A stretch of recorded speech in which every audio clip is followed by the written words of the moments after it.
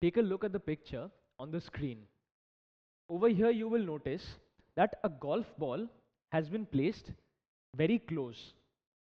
And as you can see, this golf ball is visible quite distinctly. However, if you notice closely, you will find that the objects that are far away, let's say this object which appears to be a post, and also the trees are very hazy and blurred. So why do you think this is happening?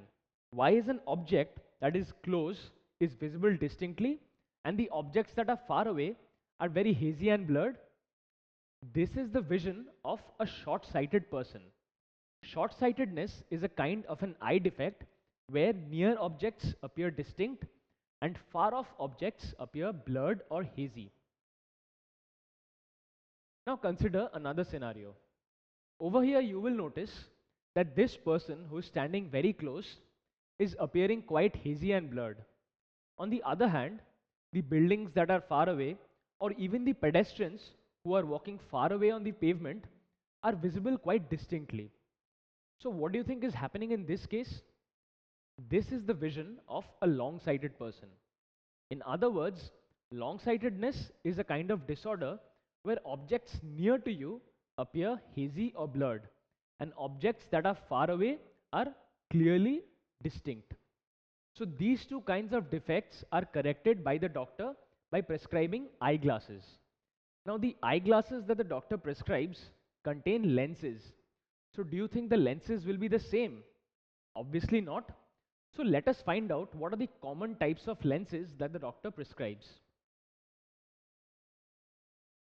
Over here, first we consider a simple experiment. Take two sponge balls, as we have considering over here, and cut out portions from them. From the first ball, cut out portion AB, and from the second ball, cut out portion CD, as you can see in the diagram. Now when you take these portions and when you join them end to end, you get a shape like this. Do you know what this shape is? This shape is that of a convex lens. Now how is a convex lens obtained? If two glass spheres are placed in the manner as is shown by this diagram, as you can see, we are obtaining a similar shape as we obtained in the case of the cutout portions of the sponge balls. So this shape obtained from two glass spheres is known as a convex lens. So what is the defining feature of a convex lens? A convex lens is thicker in the middle portion, that is the bulged out portion, and it is thinner at the edges or at the ends. So this is how we can identify a convex lens. Now let us take two sponge balls again. Now in this case, we divide the two sponge balls in half along AB for the first ball and along MN for the second ball. Now after we have divided them in half, cut out portion CD from the first sponge ball and cut out portion PQ from the second sponge ball. Now when you join these two portions end to end, you will obtain a shape like this. Now do you know what this shape is? This shape is that of a concave lens. Similarly, as in the case of convex lens, we use two glass spheres. We use two glass spheres also in the case to obtain a concave lens. So if the two glass spheres are kept in this manner, as you can see from the diagram, we are obtaining the same shape as we did before. And this is that of a concave lens. So what is the defining feature for a concave lens? Well, a concave lens, as you can see, is thin at the middle and it is thicker at the sides or at the ends. So we saw that in case of convex lenses and concave lenses, both the surfaces were curved. Now did you know that lenses can have a plane refracting surface also? Let us see how.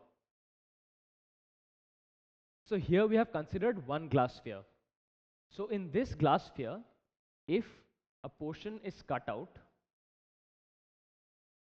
as shown in this diagram, we will be obtaining what is known as a plano-convex lens. Why is it called a plano-convex lens? Because in this case, we have one surface that is plane and the other surface is bulging out, which means it is convex. So it is due to this reason that this kind of a lens is known as a plano-convex lens. Now it is not only plano-convex and the concave and convex lenses we saw. Lenses can be of different types. We can have plano-concave lenses as well, where one surface is plane and the other surface is curved inwards. So in other words, it is a plano-concave lens. Lenses can also be concavo-convex. That is, one of the surfaces is concave, that is curved inwards, and the other surface is convex, that is bulging outwards. And as we have already seen, concave lenses and convex lenses are the most common types of lenses. So now consider the shape that is being shown on the board. Can you tell me what kind of a lens this shape belongs to? This shape is that of a convex lens. Why? Because if you recall, I told you that for a convex lens, it is thick in the middle, that is the bulged out portion, and it is thin at the edges or at the ends. Now, can you tell me what kind of a shape this is? This shape is that of a concave lens. Why? Because for a concave lens, unlike a convex lens, it is thinner at the middle and it is thicker at the ends or at the edges. Thus, this is the shape for a concave lens. So if we take a quick recap, we learnt that the most common types of lenses are convex lenses and concave lenses that doctors prescribe to people who have a defect in their eyesight. Convex lenses are thicker at the middle, that is the bulged out portion, and thin at the edges. And for a concave lens, it is thin at the middle and thicker at the edges or the ends.